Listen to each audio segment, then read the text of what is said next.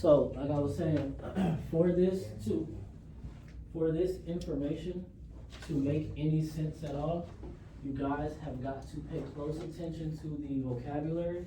All right, as we talk and discuss the different material in class, it is important that you guys start practicing using the different vocabulary. All right. We're getting ready to talk about genetics and Punnett squares. This is going to branch off of meiosis, right? Remember before we took the test, our last test was over mitosis, meiosis, the different cell divisions, right? Non-disjunction, all of that type of stuff. So we are going to take it a step further, right? Remember when we talked about meiosis, right? We talked about how the traits from our mother and our father, right? There's no true way to know what traits the offspring or the baby or whoever, whatever organism we're talking about, what traits it is going to get, correct? But there is a way that we can take the different traits from our parents and from our previous generations, right? And we can use Punnett squares to determine the probability or the chances of an offspring having whatever trait it is that we're talking about. All right, so if we're talking about eye color, we can take your mother's genetics, your father's genetics, right? We can put it together and we can determine a probability or a chance that you are born with brown eyes or blue eyes, right? Depending on the genetics of your parents, all right? So we'll get into that today. And like I said, vocabulary is going to be very important. So first things first, let's start with the AKS and what we are going to be covering today. So it says 7E, develop and use mathematical models to investigate probabilities of inheritance using monohybrid and dihybrid Punnett squares. So today we are going to use Punnett squares, right? We're going to use the simple version, the starting version, which is called a monohybrid, right? Where we are going to take one trait and we are going to determine the probability or the chance of an offspring being born with that trait. All right, later on, probably next class, maybe next week, we will get into the actual dihybrid crosses where we'll take two traits and we'll be able to determine the chances of an offspring being born. All right, next we have 7E1, analyze and interpret data to investigate non-Mendelian patterns of inheritance. Okay, so that is going to talk about codominance and incomplete dominance, which we'll probably cover more next class period. The learning objective. It says, given instructional materials, diagrams, and examples of Mendelian genetics and meiosis, the student will analyze and explain how Mendel's law of segregation and independent assortment contribute to genetic variation through meiosis with at least 80% accuracy on a teacher-created assessment or class activity.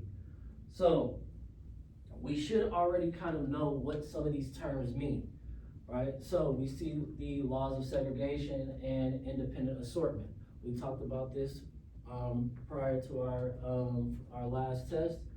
We talked about how independent assortment is what leads to genetic variation, how we can have siblings from the same parents and they all turn out or look differently, right? They all share different traits. All right, so let's go on. The I can statement. Cesar, what does the I can statement say? I can use Punnett squares to predict the probability of traits that an offspring will inherit based on the genetic information alleles from its parents. All right, so I can use Punnett squares to predict the probability of traits that an offspring will inherit based on genetic information, which are called alleles from its parents. So we will take alleles from our parents and we'll be able to insert it into a Punnett square. From the Punnett square, we will get the percentage or the probability, the chances of an offspring being born with those traits. Alright, and all of this will start to make more sense once we get into the actual activity and y'all see how Punnett squares and everything are created and how that worked. Has anybody up until this point, has anybody ever heard of a Punnett square before? No. Have y'all heard of alleles or genes? You've heard of genes before? Okay. Alright, so these are all terms that we're going to have to know the definition of. We're going to have to be able to distinguish between the different vocabulary, right, so that we know what we're talking about. Alright.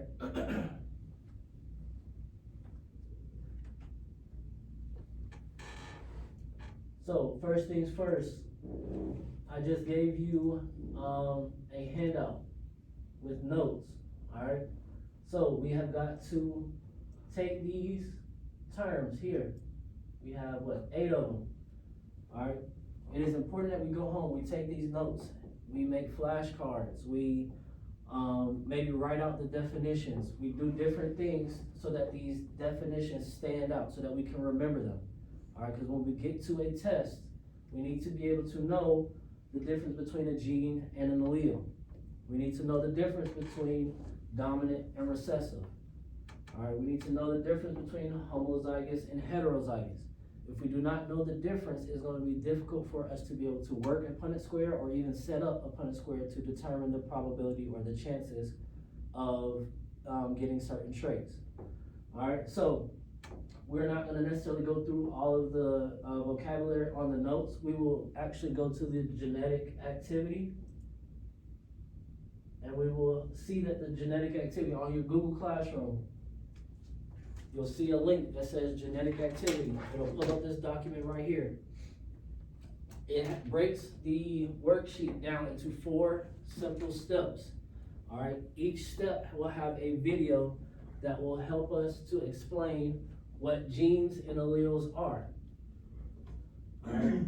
So as we watch the videos, we'll be able to fill out the different answers. And then on top of that, we'll also be able to go through different vocabulary, making sure that we know what it is that we're talking about. It's on Google Classroom. Go to week 13, and then you will see where it says genetic activity.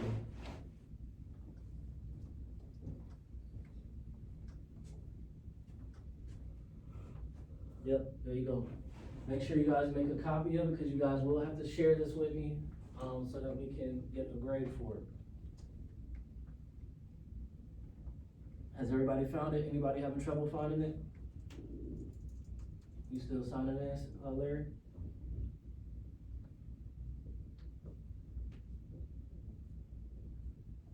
You good, Joel? All right, so this first step, it says answer the following questions from the video. Do not Google, get your answers from the video, all right? So, we're getting ready to watch this little quick 2-minute video on genes and allele. I want you guys to pay specific attention to these different vocabulary words, gene and allele. I know you have it on your notes in front of you, but listen out for in the video. If you guys hear it or see it, I want you guys to start writing it down or remember it so that we can talk about it once we're done. Does everybody follow? You understand? You good, Joel? All right. Thanks for stopping by. Today we're going to talk about the difference between genes and alleles. Let's start with genes. Genes are sections of DNA which code for a specific trait. You have literally thousands of genes. You have genes for eye color, hand size, metabolism, cell structure, and every other piece of your body. It's not as simple as one gene for one trait, but most basic biology classes discuss it this way for simplicity. All right, let's move on to alleles. So alleles are different forms of the same gene. Think of it as a different flavor or variety. Let's use an analogy.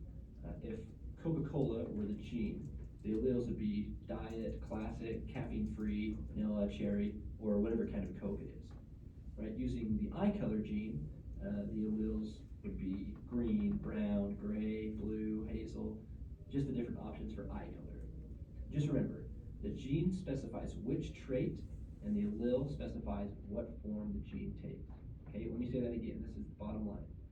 The gene specifies which trait, and the male specifies what form the gene takes. Alright, so, right there, who can tell me what is the definition of gene? Did anybody get it? Section of DNA. Okay, alright, it is a section of DNA, right, that does what? What does it do? Code for How do you make a copy? Huh? How do you make a copy? How do you make a copy? Let me see.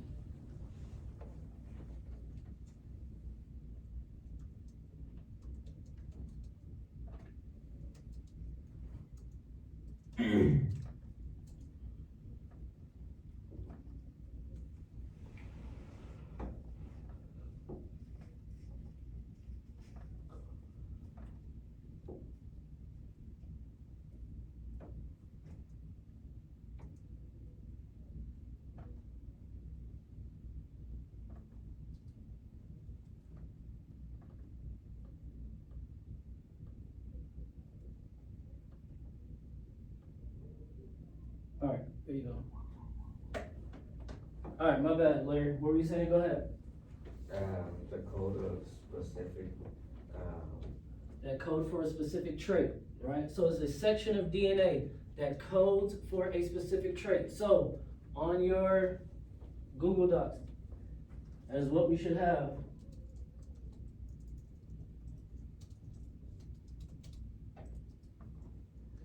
Section of DNA that codes for a specific trait. Alright, so it is a section of DNA. So different sections of DNA can code for a specific trait. So your eye color, your hair color, hair texture, your height, your metabolism, right? Metabolism is how you digest food, whether you're just a skinny person, right? You can eat whatever, do whatever, not really have to work out that much, never really gain any weight. Or if you eat one meal and it feels like you're gaining a whole bunch of weight, right? All of that is based off of your metabolism. All right, so it is a section of DNA that codes for a specific trait. So also, we can write down different examples. So an example could be eye color, height, whether you're short or tall, right? A specific trait is something that you can see, right, in an individual or an organism.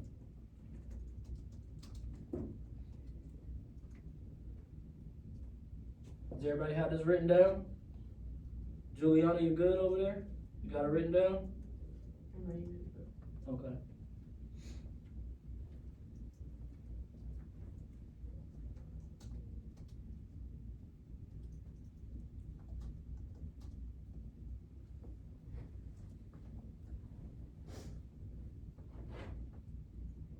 Can somebody give me another trait that we could possibly see in an organism? What's another trait? We have eye color, we have height, we have short, we have tall. What's something else that we could possibly see in an organism? our hands. Huh? Hands. Hand size? Yeah. Okay, cool. Alright. Good. Alright, so these are all specific traits. Alright, let's move on. Allele. Did anybody catch the definition of allele? Different form of the same genetic genes. Genes, alright? So, different forms of the same gene. So,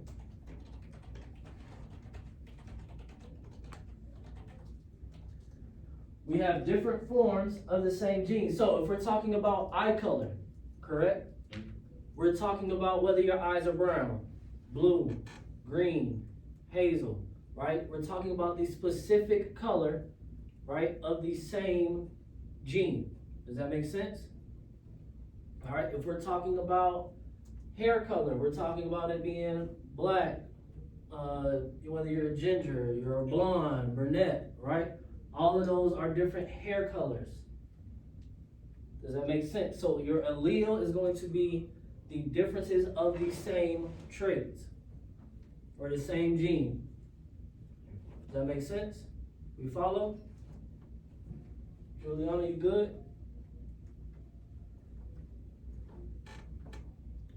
So for your example, let's just use eye color, right? We could say blue, green, brown, gray. Type this in, Joel, type this in, type this in. You guys are going to need examples.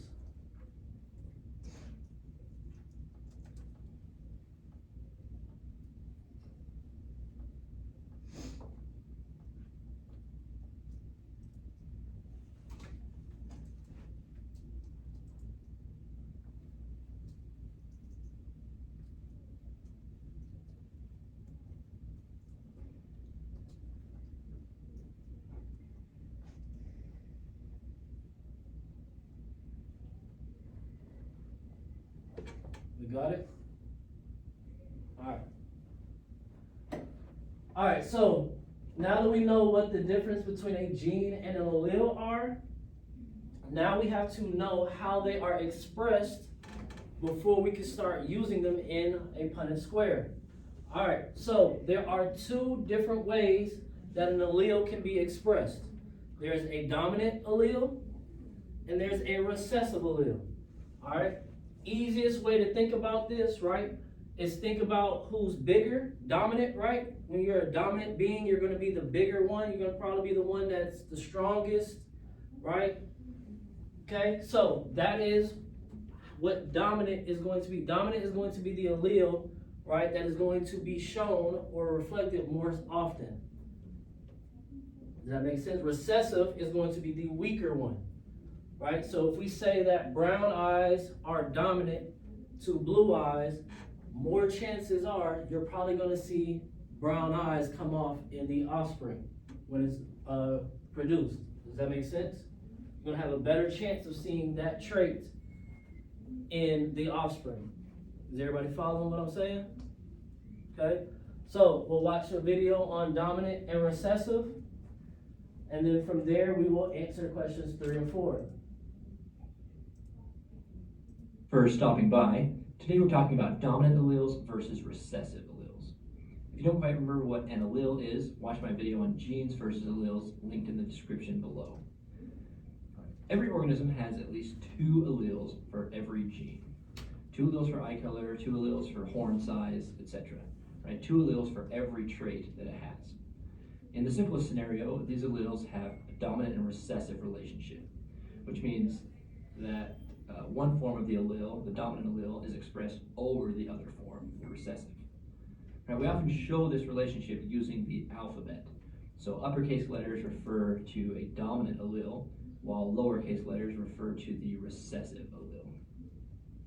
So let's look at an example. Let's say cat fur color can be orange or gray. Orange being dominant and gray being recessive. The first thing we want to do is select a letter to represent the alleles. The letter you choose is not important so long as you can distinguish between the uppercase and the lowercase form of that letter. All right, so let's choose the letter F since we're dealing with fur color. So in this example, the big F or the capital F would be dominant or orange, and the lowercase f would be gray or recessive. And there are 3 different pairings of these 2 alleles. Right, you could have 2 dominant alleles, a big F and a big F, in which case the fur is orange, or you could have 2 recessive alleles, a little f and a little f, in which case the fur is gray, or you could have one of each, a big F and a little f. The order doesn't matter here when there's one of each. In this last case, the fur would be orange because the dominant trait is always expressed over the recessive in this type. And that's it for dominant versus recessive alleles. If you have any questions, throw them in the comments.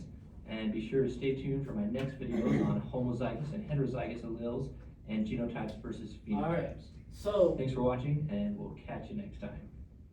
let's answer the questions. So it says highlight all that are correct. So it says dominant alleles. Dominant alleles are going to be expressed how?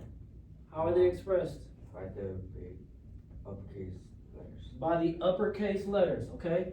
Cool. So uppercase letters are going to be your dominant allele. So whenever we see this, right? We have to make sure that we're using the correct vocabulary. So if I ask you a question later on in the assignment, right, it needs to be dominant, not capital. Does that make sense? I don't want to see y'all or hear y'all using the words capital or lowercase. It should be either dominant or recessive. So all dominant alleles are going to be the ones that are uppercase. So recessive alleles, Juliana, what is recessive alleles going to be? Recessive are going to be, yes, or for this part right here, we can say lowercase, but yes, they're going to be the lowercase letters.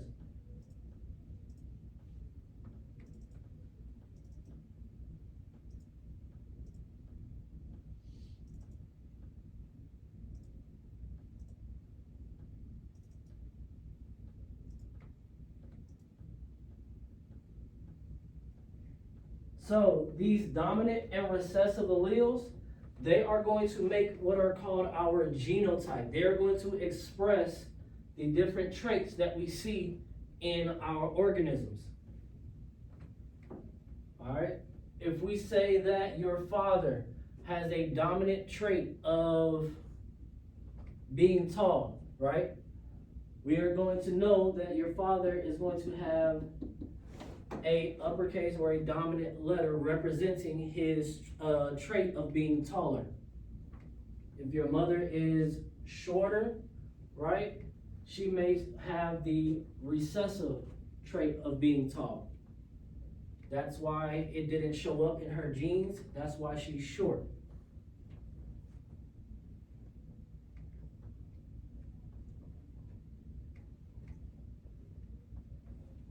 So whenever we are talking about the genotype is going to be expressed using our letters, our dominant and recessive letters.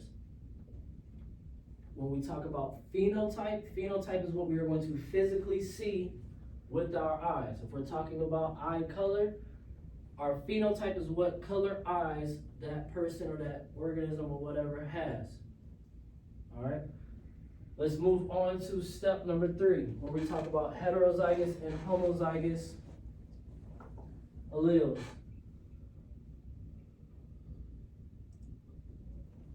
Stopping by. Today we're talking about homozygous versus heterozygous alleles. This is going to be a pretty quick video, but I wanted to make it for you guys because I know it can be a tricky topic. Let's start by breaking down the terms.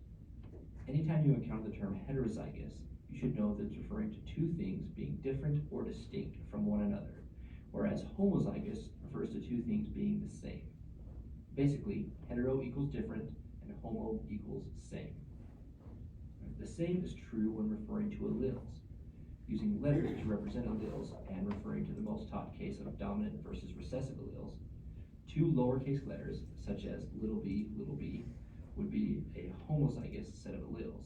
In this case, homozygous recessive. Big B would also be homozygous, but would be homozygous dominant because it's the dominant allele. The pairing of big B, little b would be heterozygous. You wouldn't assign dominant or recessive to the last pairing because it's the only heterozygous option, so it needs no further distinction.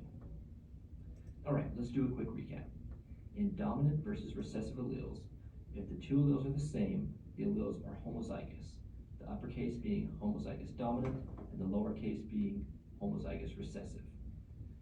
If the two alleles are different, one uppercase, one lowercase, then it's heterozygous, just heterozygous.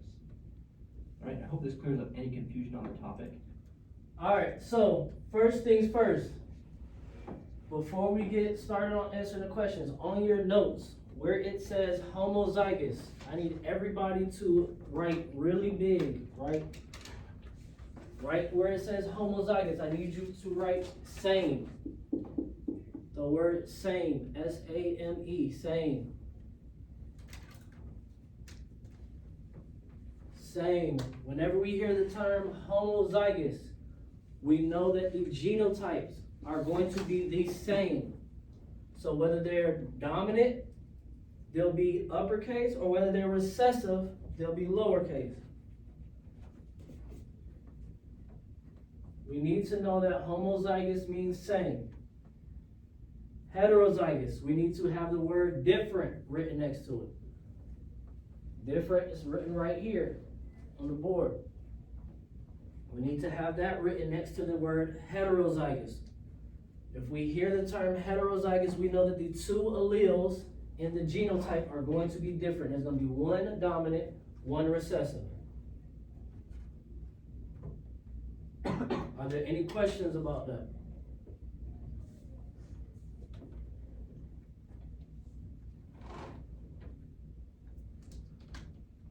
So for number 5, we have heterozygous alleles, which are going to be different. Which ones up here represent heterozygous alleles? Like, You could just say third, fourth, fifth, Third and fourth. third and the fourth one. Good.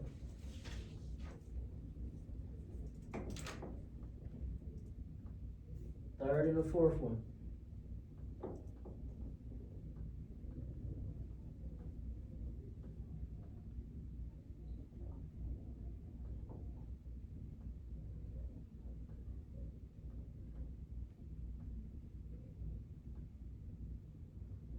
All right.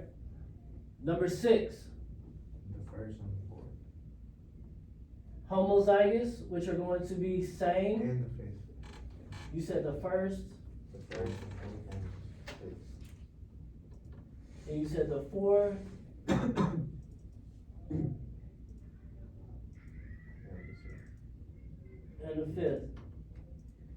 Are there any questions on how we got this answer? Joel, pick it up. Any questions? You got it? Juliana, you understand? No? Alright, so do we understand the difference between dominant and recessive? Do you understand the difference between, can you explain it to me, Juliana? What is the difference between dominant and recessive? I'm so loud, y'all. I'm like, sorry. What is the difference between a dominant and a recessive allele? I don't know. You don't know the difference. Can anybody help her?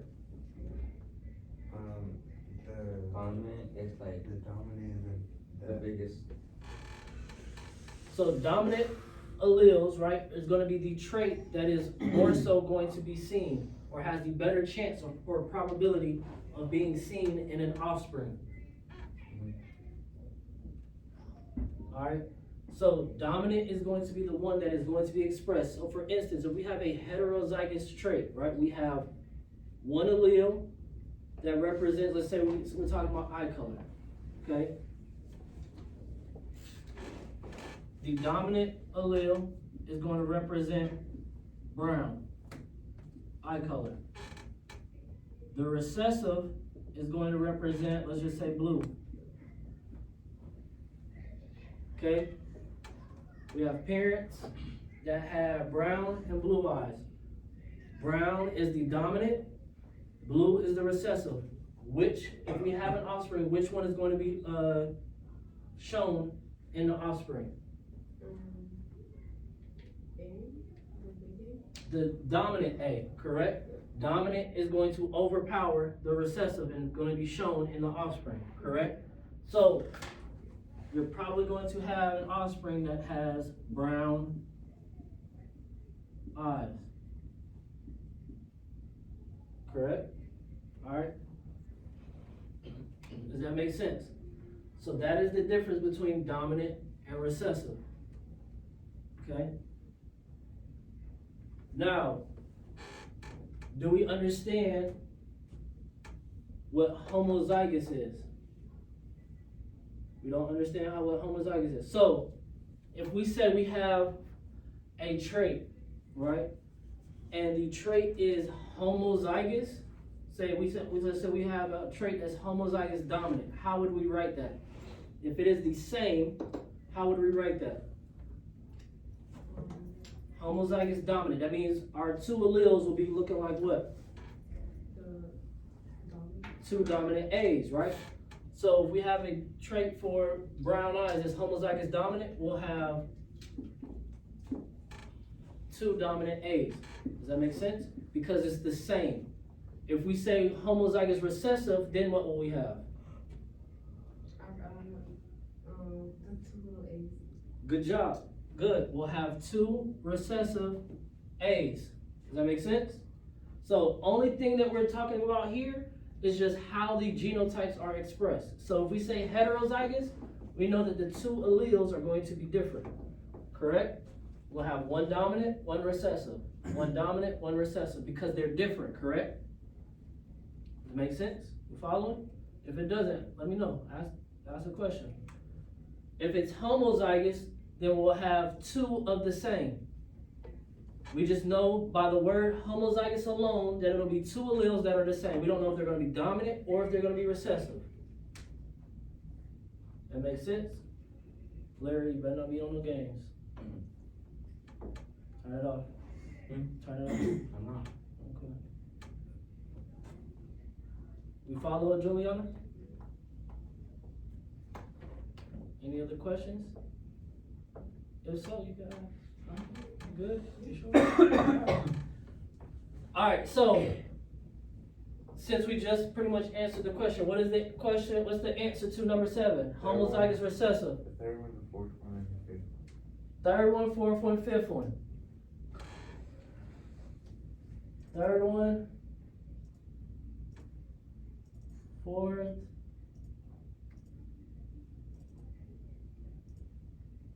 fifth. All right. So now, who can tell me, right? Let's take a step back real quick. I just kind of talked about it a little bit. Who can tell me the difference between a genotype and a phenotype? The difference between a genotype and a phenotype. We're about to get ready to watch a video on it in a second, but I did kind of mention it just a little bit just a second ago. When we talk about genotype, what are we talking about? Do you know, Joel? The whole thing? What does the whole thing mean? Like,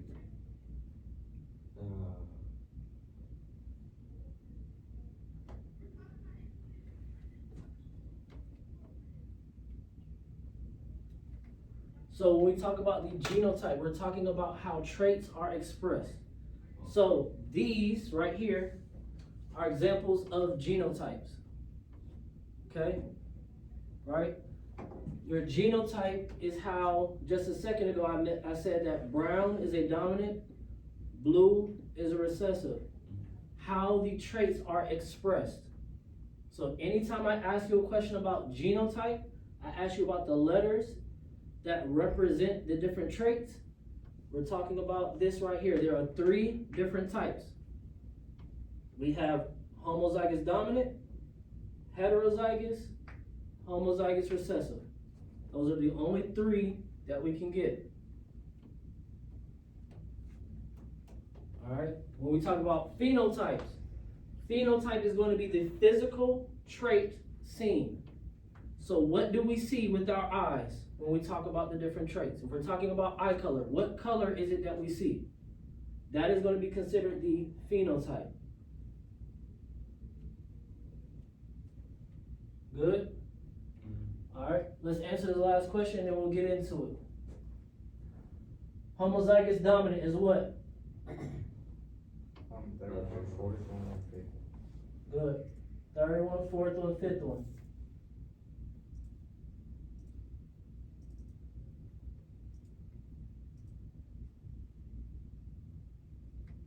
Alright, so let's get into genotype, phenotype, and then from there we'll get into the actual working of a Punnett square. Thanks for stopping by. Today we're going to talk about genotypes versus phenotypes. So when you have a trait that is a pair of alleles, such as big B, little b, or little b, we can refer to them in 2 different ways. The first is the genotype, which refers to the exact pairing of the alleles. For example, if we're doing eye color and there are 2 alleles, a big B for blue eyes and a little b for green eyes, then there are 3 possible genotypes. Big B, little b, or little b. Right, so these are the genotypes. These are the possible pairing of the alleles. The genotype isn't concerned with the expression of the trait, only the pairing of the alleles. Okay. The other way to refer to a trait is by the phenotype, which is its expression. So So using our previous example of eye color, there are only two phenotypes, blue eyes or green eyes. Right? The phenotype isn't concerned with the pairing of the alleles, right? The genotypes big B, and big B, little b, both give the same phenotype, blue eyes. Okay, so the phenotype is just the expression. All right, so to recap, the genotype refers to the pair of alleles for a trait, in this case, the specific letters, and the phenotype refers to the expression of that trait, right? How it looks or how it functions, the expression. Okay? And that's it. So I know this can be a confusing concept, so hopefully that helps. And Alright, so can somebody explain to me, when I ask for the genotype, what am I asking you for?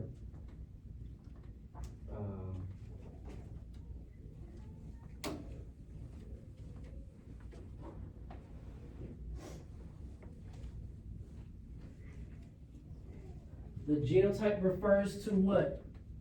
The, Pairing of The pairing of the alleles.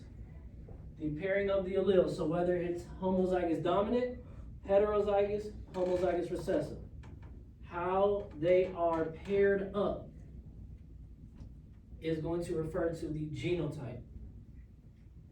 If I ask you for the phenotype, what is the phenotype going to tell me? trait. Huh? expression of the trait. The expression of the trait. What does expression mean? It shows. What it shows, right? If we talk about facial expressions, right? Your facial expression is gonna tell me everything that I need to know, right? If you sitting up here with your face frowned down, mouth pouted, I'm gonna probably think, oh, Caesar's probably mad, right? Or if I'm sitting there and your facial expression, you got like these little droopy eyes and you look like you're about to start crying, right? Your facial expression is gonna tell me that you're sad about something, correct? So your expression is going to tell me or show me something about the trait. Does that make sense? So genotype is how the alleles are paired. Phenotype is what is going to be shown or the function of something. Does that make sense? Any questions?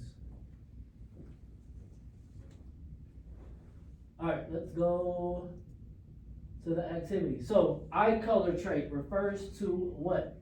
Phenotype. Eye color trait. Genotype. So the eye color trait, right? Eye color trait could be any color, right? So it's going to refer to the genotype. Now, if we break it down and say blue eyes or brown eyes, that's what we see, correct? The actual color. That's going to be your phenotype. The specific trait by itself, eye color, height, hair color, all of that is going to be just one broad trait. It could be any type of eye color, any type of hair color. You're looking confused, Caesar. You confused? Nah, yeah. You sure? Positive? Okay. So, eye color trait is going to be genotype. So we should have this highlighted.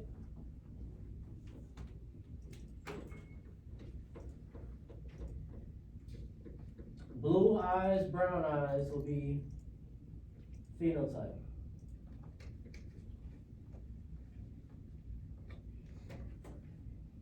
Joel, number 11.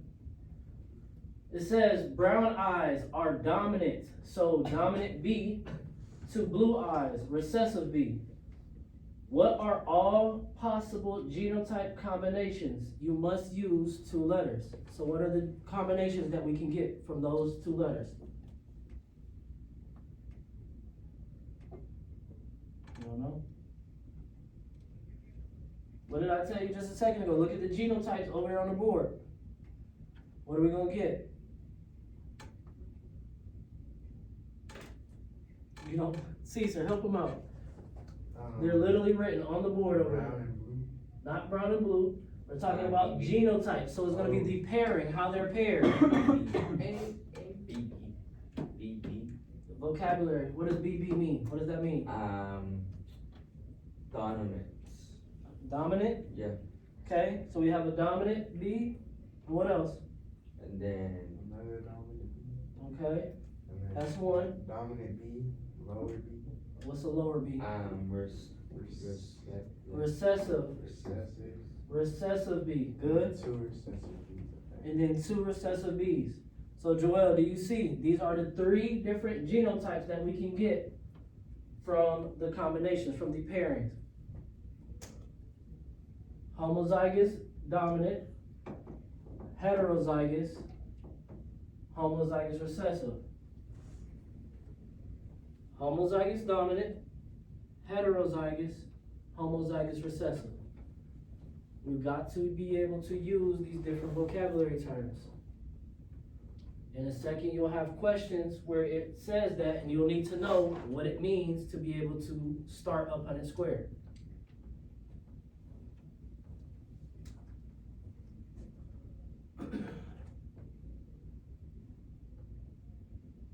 Alright, so next one says, given brown eyes are dominant to blue eyes, what are all possible phenotypes? What are the possible phenotypes that we can see? Dominant B, two dominant B's. Remember, phenotype is what? what you see. What you see. So what in this sentence can we see with our eyes?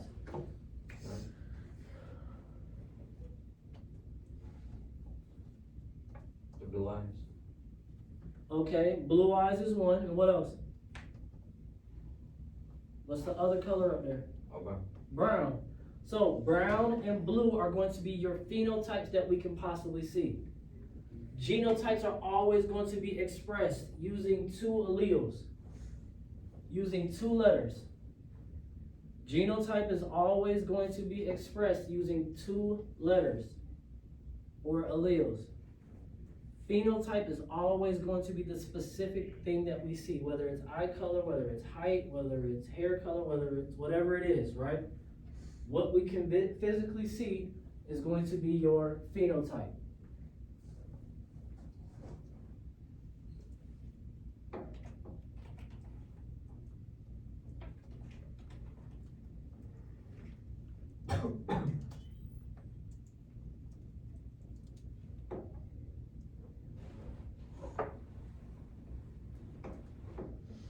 All right.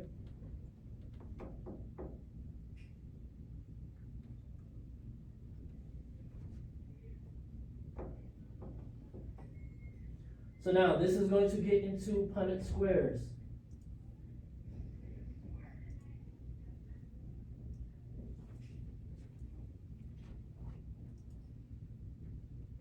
Thanks for stopping by. Today we're talking about the basics of Punnett squares. Punnett squares measure the probability or likelihood of a genetic outcome based on a specific genetic cross. It doesn't tell you what will be, only what could be. For the simplest of Punnett squares, you'll cross two genotypes. These parent genotypes will be for the same gene that may or may not contain different alleles. Let's look at an example of a genetic cross for eye color. Green eyes being dominant and blue eyes being recessive. We use big G, little g for the maternal genotype and little g for the paternal. So this is our cross. The mother has green eyes and the father has blue eyes. And we want to see the probability that their offspring will have either green or blue eyes. For this cross, we'll draw a square split into 4 quarters, like a simple 4-panel window. This is the Punnett square. One of the parental genotypes will go on top and the other will go on the side. It doesn't matter which genotype goes where, and the order of the letters really doesn't matter, but we conventionally write the dominant allele first, if there is a dominant allele. So your setup should look like this. Then you simply carry the letters through to their respective quadrants and match them up, like so. Right? Each quadrant will represent a 25% chance that that genotype will result in the offspring. So in this case, we have only 2 possible genotypes, big G, and little g. And each genotype has a 50% chance of showing up in the offspring. Similarly, you have 2 possible phenotypes, green eyes and blue eyes, with a 50% chance of each. Let's look at another example. We'll cross 2 genes that are heterozygous for eye color in this example. So big G crossed with big G. These colors are just for illustration purposes. So we again will draw our Punnett square and put one gene on top and the other down the side. And then carry letters through to their respective quadrants and analyze the results. So this cross results in a 1:2:1 genotype ratio with 25% homozygous dominant or big G, 50% heterozygous or big G, and 25% homozygous recessive or little g. The phenotypic ratio would be a 3:1 ratio with 75% green eyes and 25% blue eyes. Okay, hopefully that helps you understand simple Punnett squares a little better. Genetic crosses can be much more complicated, and I'll make a video sometime in the future explain. Alright, so let's talk about it. So it says, fill in the blanks. Show the parent's genotype for the following crosses given the following information. So the first one says pointed heads are dominant A. 2 round heads, recessive A. Each parent should have 2 letters. What are the genotypes for 2 heterozygous pointed head parents? What are going to be the genotypes?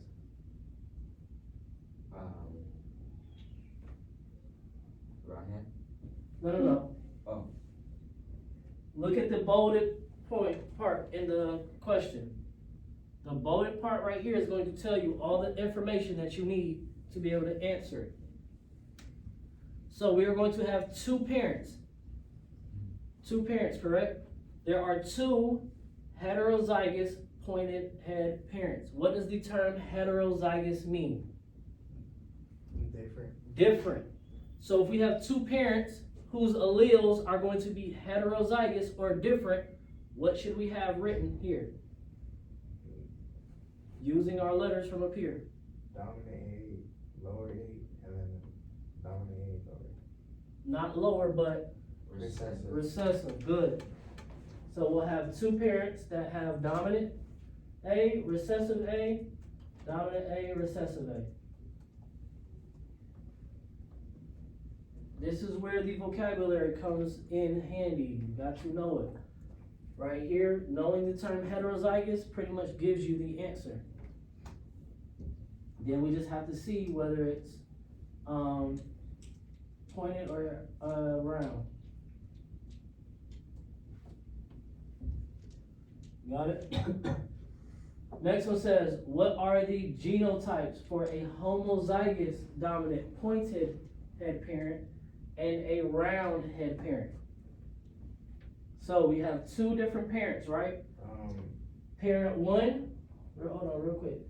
Parent 1 is going to be pointed head parent. So we'll do that one in like a blue color. Next one is going to be round head parent. We'll do that one in, let's just say, green color. So we have 2 parents. One is going to be pointed head. Let's change it because it's a little dark.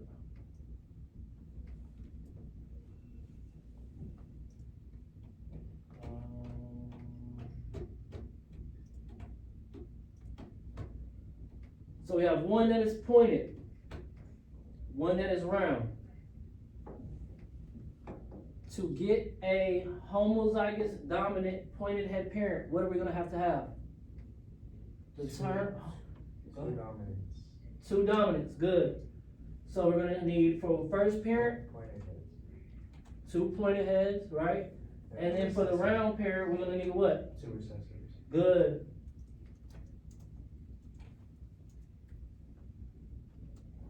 Do we see that? Yep.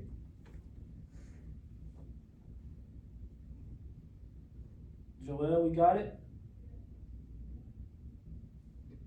Joel? Alright.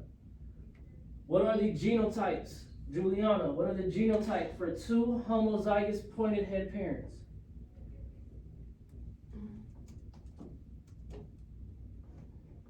I So don't know the name of the B. the what? The B. The B. Yeah. I don't know the name of it. What you mean? Name of what B? I mean, I'll be what's it called? The A. So we have two homozygous. What does homozygous mean again? Look at your notes. What does homozygous mean? What did I tell you to write next to homozygous? Different. Homozygous. Same.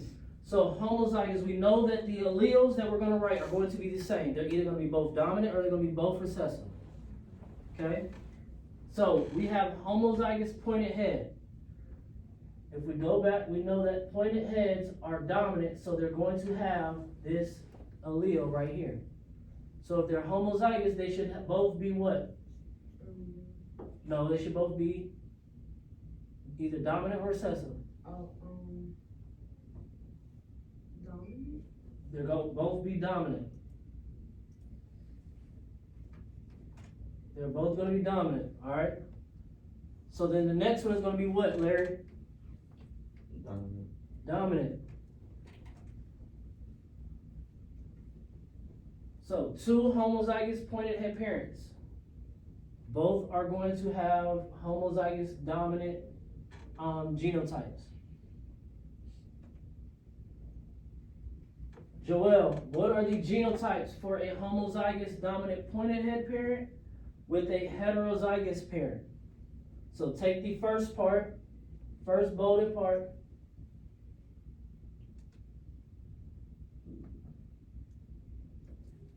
All right, and answer that part first.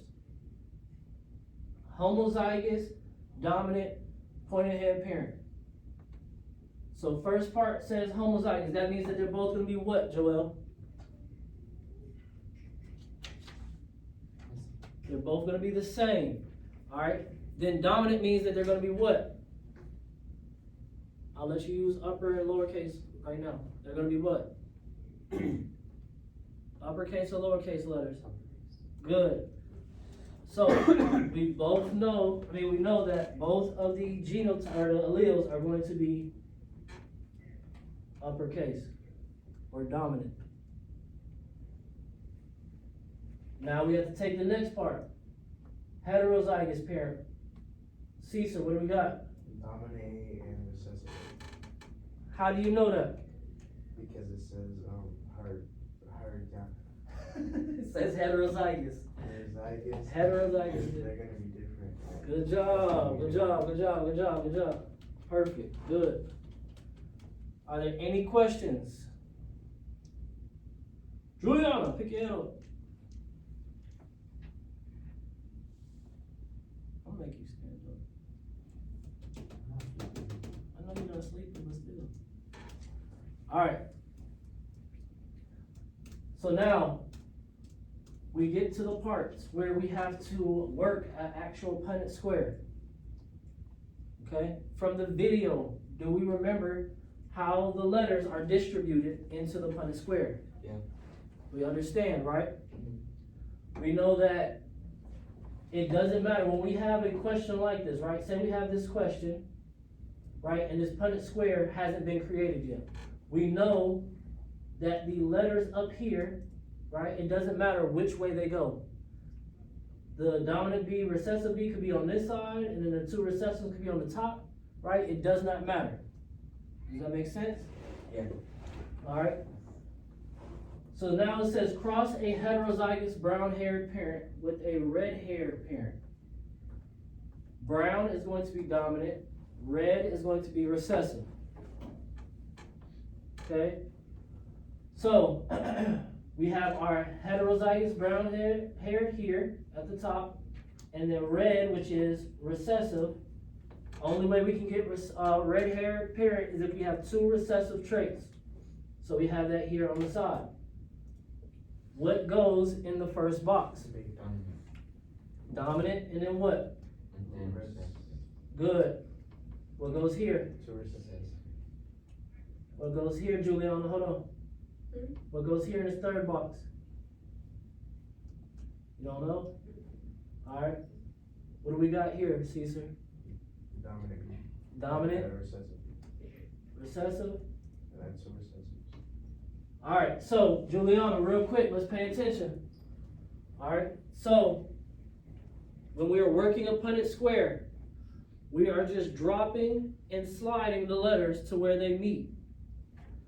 So in this first box right here, we get the dominant B from here, recessive B from here. Then we go to the next one, recessive B here, dominant B, recessive B here. Dominant B slides down, recessive B comes over, recessive B slides down, recessive B slides over. Okay? Does everybody follow? Whenever we are writing the different genotypes, we always know that the dominant letter comes first. No matter where it is in the Punnett square, dominant letter comes first. So, question. What are all the possible genotypes in the cross above? Dominant B and two recessive. Dominant B and a recessive B and two recessive. So we have two, what are these? Dominant. Mm-mm. Dominant What is it called when they're different? A hard trick. Heterozygous. So we have two heterozygous alleles, right? So we have this, this, and then we have what?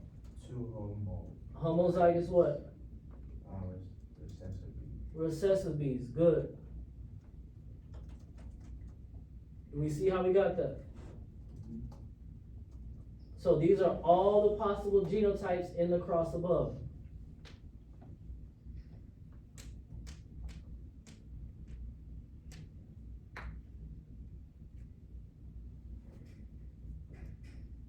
Alright, so now it says, what is the phenotype ratio for the cross above? Brown and red. Ratio is always going to deal in numbers. Oh. Okay, it's always going to deal in numbers. So, easiest way to answer this question, real quick. Easiest way to answer this question. Look at your Punnett square. Look at the genotypes that have been expressed. So we have how many heterozygous? Two. So what goes in the box first? Two.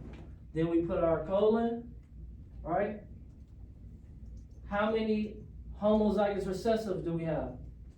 Two. That is your ratio. 2 and 2.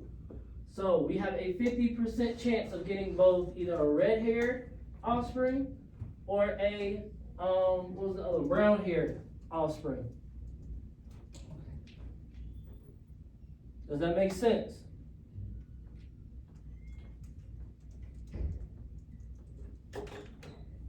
What is the probability of a rare red-haired offspring? 50%.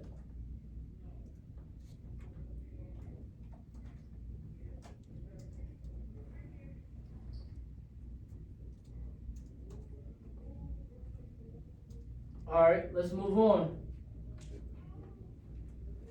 Cross a homozygous black fur animal with a homozygous white fur animal.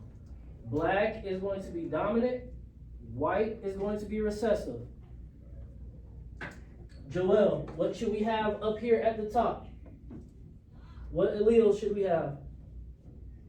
Let's start with homozygous black fur. If it's homozygous black fur, what does that mean?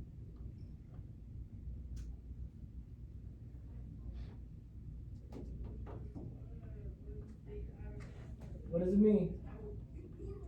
Yes, you do. What does homozygous mean?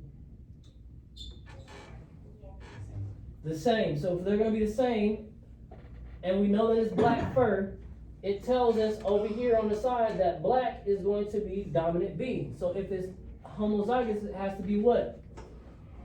2 what? You do know, Joel. Come on, answer the question.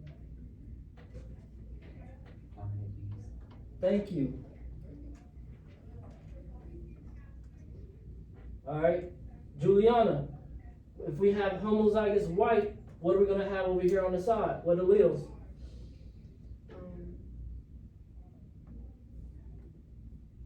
What is the other name for the other ones? I forgot the name. Recessive. So how many are we going to have? One for each. We Huh? need two. 2, thank you, good. Larry, what goes in his first box? Dominant. And what? Recessive. Good. Caesar, Hmm. this box. Dominant recessive. Joel, this box down here. Can I go to the restroom? Hold on 1 second. We're almost done. What goes in this box?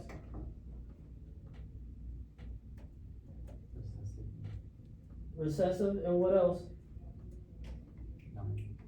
Dominant and recessive. And then the last one? Dominant and recessive as well. Mhm. What are all the possible genotypes in the cross above? Dominant recessive. Two. Or what's another word for dominant and recessive? Homo.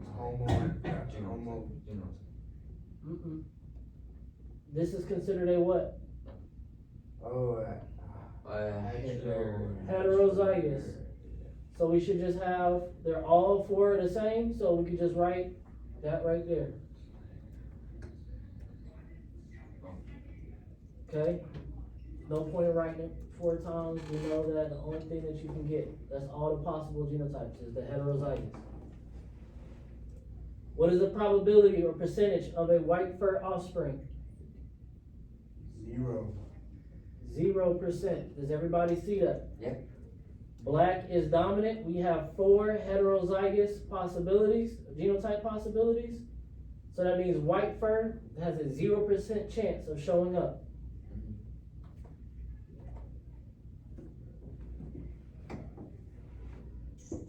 Alright. This one says cross a heterozygous red fruit with a homozygous red fruit. So first things first, what is this gonna give us? Dominant recessive. Okay.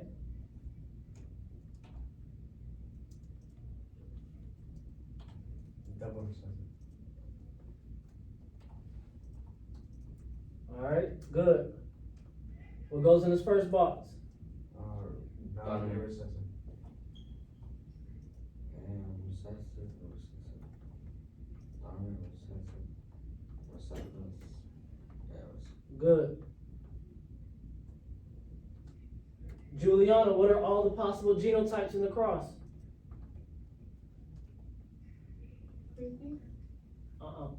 We're naming them. Dominant resistance. Okay. What else do we see?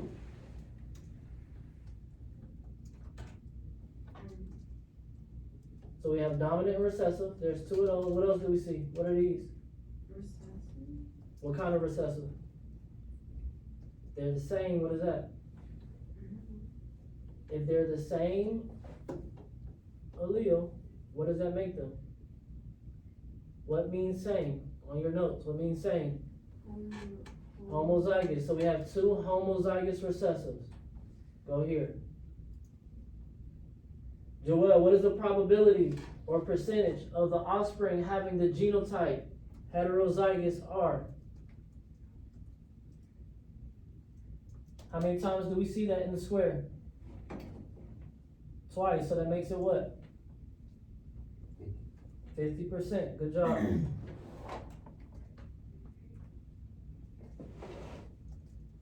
I think we got what? 2 more questions? And y'all will be done. 1 more question. Cross a heterozygous black snake. Heterozygous black snake with another heterozygous black snake. Black is dominant to white. So if we have heterozygous, what do we have? Dominant recessive.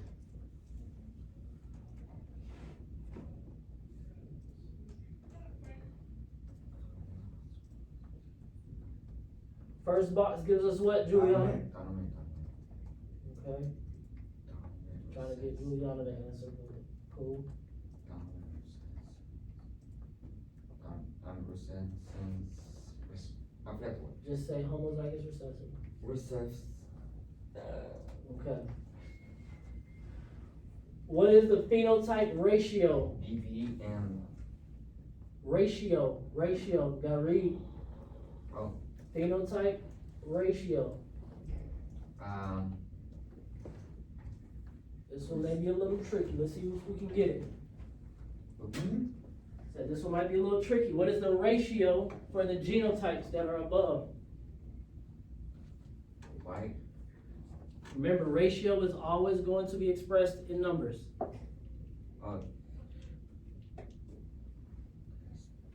Easiest way is to count 1 and 3.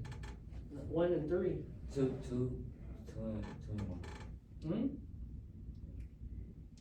Count the different genotypes, and every time we count one, we put a colon. So how many homozygous dominants do we have? 1. 1. So we should have 1, and then what? Colon. Yeah. How many heterozygous do we have? 2. 2. Right here. 2 right here. Colon. How many homozygous recessives do we have? 1. Count what's inside of your Punnett square. That is what will give you the ratio. Alright?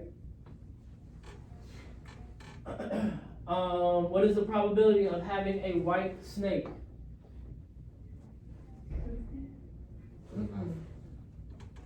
How many of these are going to result in a white snake? We have 2 dominants. The dominant is black, homozygous dominant, so that's going to be a black snake.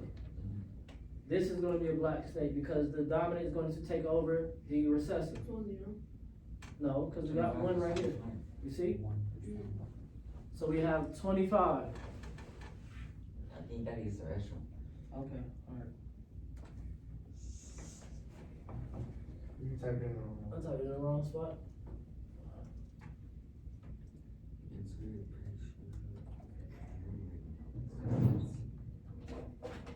Do we, send it to you?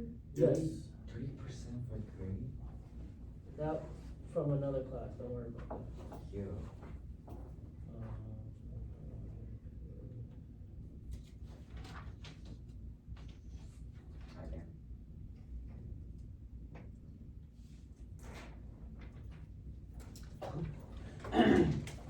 Alright, so does everybody understand what it is that we're doing?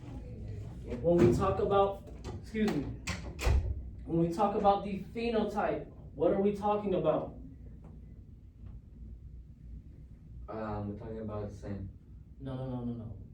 Just think, take our time, think. What? When we are talking about a phenotype, Oh, what is it asking us? What are we talking about?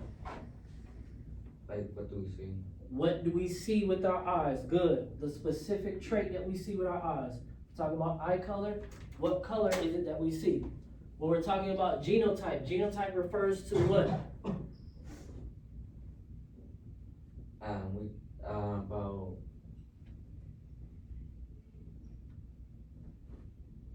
About dominance and recessives.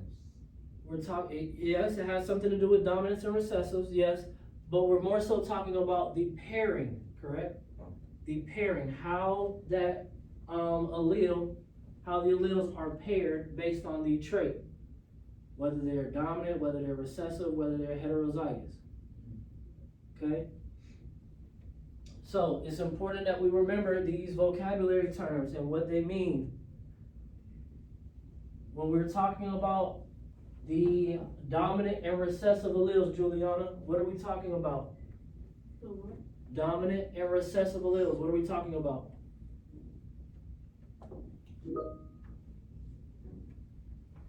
When we talk about dominant and recessive,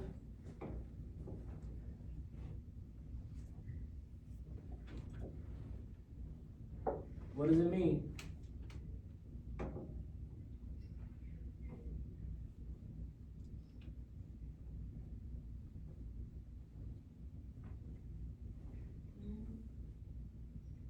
Look at your notes. You have notes right here next to you. Look at your notes. When we talk about dominant and recessive, what does it mean?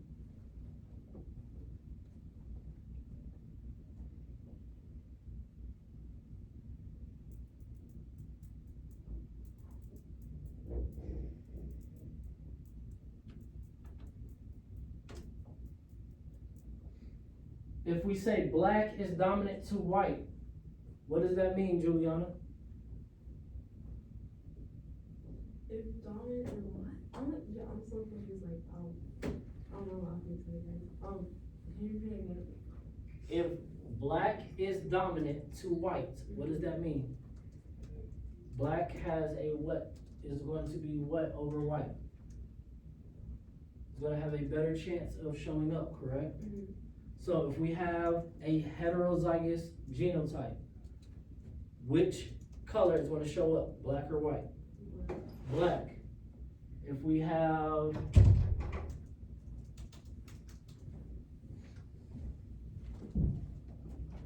so read me the definition of what dominant means. And Allele, an allele that masks mass is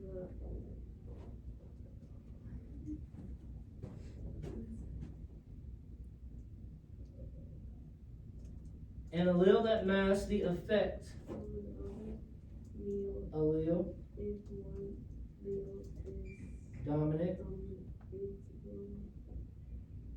is the determined determined phenotype.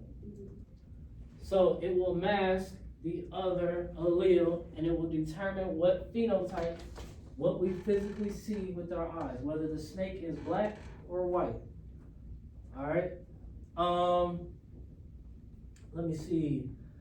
Guys, you have on your Chromebook on Google Classroom, there is a link. Let's see, do I have it up here already? I don't. On Google Classroom, there is a link up here.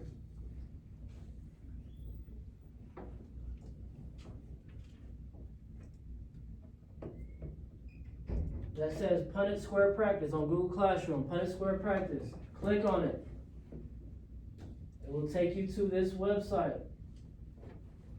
You may have to scroll down just a little bit. But this is for homework. This is something that you can start working on now and you can do for homework.